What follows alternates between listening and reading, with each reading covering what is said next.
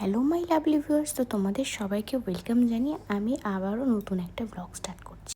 অনেক দিন ধরে ভাবছি মাথায় একটু তেল দেবো, তেল দেওয়াই হচ্ছে না। তো আমি ফাইনালি ঠিক করেইছিলাম আজকে মাথায় তেল দেবই। তো তাই জন্য ঘুম থেকে উঠেই আমি আগে তেল নিয়ে বসে পড়েছি। মাথায় তেল দেওয়াটা কিন্তু খুব ইম্পর্ট্যান্ট, যেটা আমি মনে করি। অনেকে যদি ভাবো যে মাথায় তেল দিলে চুল খারাপ হবে, এটা কিন্তু কোনো কথা নেই। মাথায় কিন্তু তেল দেওয়া কিন্তু খুব দরকার। আগে ছোটোবেলায় মা আমাকে তাই তেল চুপচুপে করে দিয়ে দিত, আর আমি ভাবতাম কেন দিত।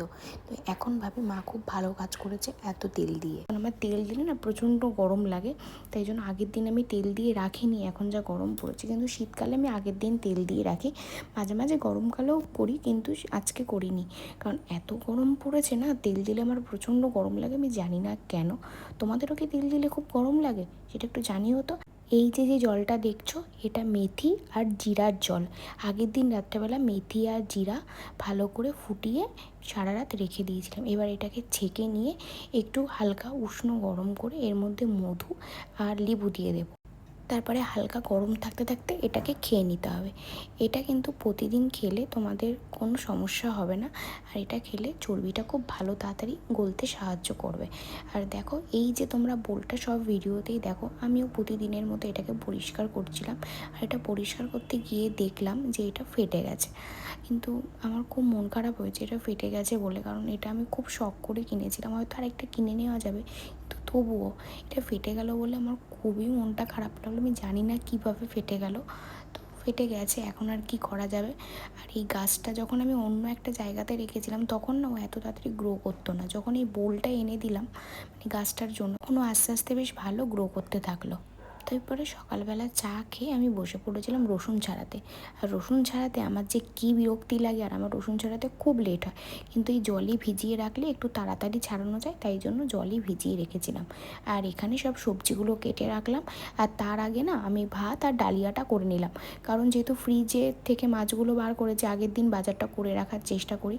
কারণ সকালবেলা কখন বাজার যাবে, কখন আমি সেগুলোকে ধোবো, কাটবো, তারপরে গিয়ে রান্না করব, তাই জন্য আগের দিন রাত্রেবেলা আমরা সন্ধ্যাবেলা গিয়ে বাজারটা করে নিয়ে আসি, তাতে আমার একটু সুবিধে হয়।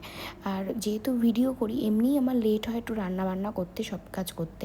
মানে যেহেতু ভিডিও করতে করতে বারবার পজিশন চেঞ্জ করতে হয়, যারা ভিডিও করো তারা নিশ্চয়ই এটা জানো। আর এই দিনকে আমি আমার নতুন ট্রাইপডটা ইউজ করছিলাম, মানে নতুন যে মোশন সেন্সার যেটা কিনেছি তোমাদের সাথে শেয়ার করেছি, সেটা ইউজ করছিলাম। নতুন একটা জিনিস ইউজ করছি, একটু তো মানে ইউজ টু হতে সময় লাগবে, তাই জন্য বারবার অসুবিধাও হচ্ছিলো। তো জিনিসটা ভালো, কিন্তু এতদিন তো আমি নর্মাল স্ট্যান্ড ইউজ করে এসেছি, যেহেতু এটা মানে ইউজ করতে সময় লাগবে, বাট হয়ে যাবে, অসুবিধা নেই। আর সেদিনকে আমি রান্না করছিলাম এই ট্যাংরা মাছের পাতলা ঝোল, আর এখানে একটু চিকেন রান্না করে নিয়েছিলাম রাত্রেবেলার জন্য, কারণ আমার বর রাত্রেবেলা মাছ খেতে পছন্দ করে না। আমি এইটার আলাদা করে রেসিপি শেয়ার করব আমি কিভাবে করি, তো তোমরা একবার বাড়িতে ট্রাই করতে পারো। এটা কিন্তু ভীষণ ভালো খেতে হয়। আর রান্নাঘর থেকে বেরোনোর পরে দেখো আমার কি বিধ্বস্ত অবস্থা, মানে এত কষ্ট হচ্ছিল, পুরো সব জামা টামা সব ভিজে গেছে। তাই আমি ভাবছিলাম এই সময় যারাদের সব থেকে বেশি কষ্ট, যারা সারাক্ষণ আগুনের সামনে দাঁড়িয়ে রান্না করে, এটা কিন্তু সত্যি ভীষণ কষ্টকর।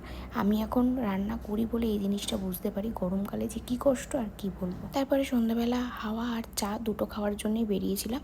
আর এখন আমি রাত্রেবেলা গ্রিন টি খেয়ে তারপরে ঘুমোতে যাই। তো এই ছিল আমার ব্লগ। ভালো লাগলে অবশ্যই লাইক কমেন্ট শেয়ার করো। চলো টাটা, বাই বাই।